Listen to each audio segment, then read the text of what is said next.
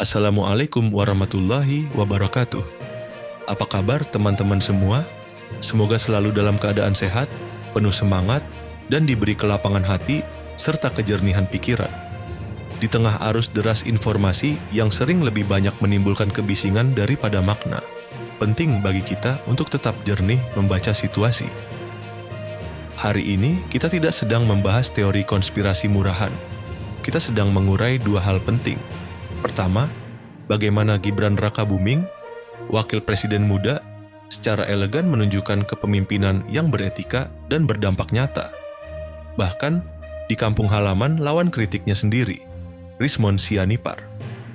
Kedua, bagaimana kesaksian faktual dari Andi Pramaria, rekan kuliah Jokowi di Fakultas Kehutanan UGM, membongkar habis narasi ijazah palsu yang selama ini terus digembar-gemborkan tanpa bukti ilmiah.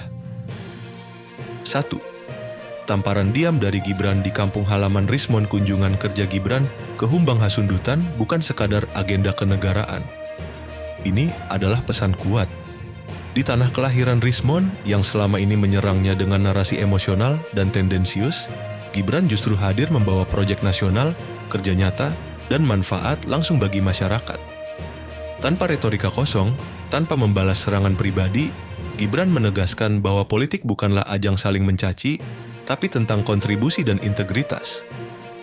Sementara itu, Rismon justru terjebak dalam siklus kritik yang tidak membangun.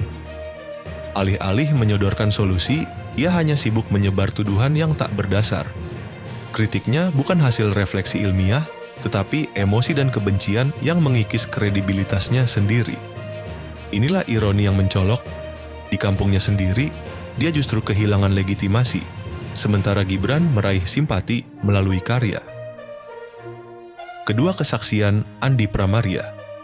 Kebenaran tidak butuh teriakan. Rismon selama ini tampil garang di ruang publik, menuduh Jokowi menggunakan ijazah palsu. Tapi tuduhannya goyah ketika Andi Pramaria, teman seangkatan Jokowi di UGM, bersuara. Dengan tenang dan santun, Andi menyatakan bahwa jika ijazah Jokowi palsu, maka ijazahnya dan belasan alumni lainnya juga palsu.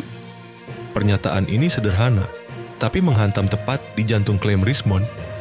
Andi bukan politisi, bukan buzzer, ia adalah saksi sejarah. Dan justru karena kesaksiannya lahir dari pengalaman nyata, bukan dari kebencian, publik melihatnya sebagai sumber yang kredibel. Di titik ini, bukan hanya narasi Rismon yang runtuh, tetapi juga reputasinya sebagai intelektual. Ia bicara lantang tapi tanpa fondasi data. Ia menuduh tapi tak bisa menghadirkan bukti. Ini menunjukkan perbedaan mendasar antara pencari kebenaran dan penyebar kebencian. Yang satu membawa fakta, yang lain hanya retorika. 3. Politik. Antara kontribusi dan kebisingan politik seharusnya menjadi ruang etika, tanggung jawab, dan kontribusi nyata. Dalam hal ini, Gibran telah menunjukkan kualitas sebagai pemimpin muda yang tak terjebak dalam konflik dangkal. Ia hadir, bekerja, dan membangun. Sebaliknya, Rismon menjadi simbol kegagalan kritik yang beretika. Ia ingin tampil sebagai nabi kebenaran, tapi justru kehilangan esensi intelektualitas, integritas, kejujuran, dan ketekunan ilmiah. Kesimpulan, Gibran tidak perlu membalas kritik dengan ocehan. Ia menjawab lewat kerja nyata dan sikap santun. Dan itu yang justru lebih memukul balik serangan-serangan kosong dari Rismon. Sementara itu, kesaksian Andi Pramaria memperlihatkan bahwa kebenaran tidak perlu teriakan keras. Cukup dengan fakta dan ketenangan moral. Rismon yang membangun opini di atas asumsi dan kebencian, akhirnya runtuh ketika berhadapan dengan bukti yang tak terbantahkan.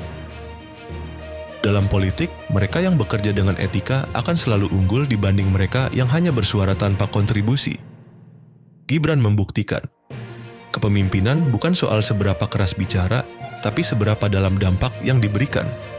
Dan hari ini, publik bisa melihat siapa yang benar-benar pemimpin dan siapa yang hanya pengacau.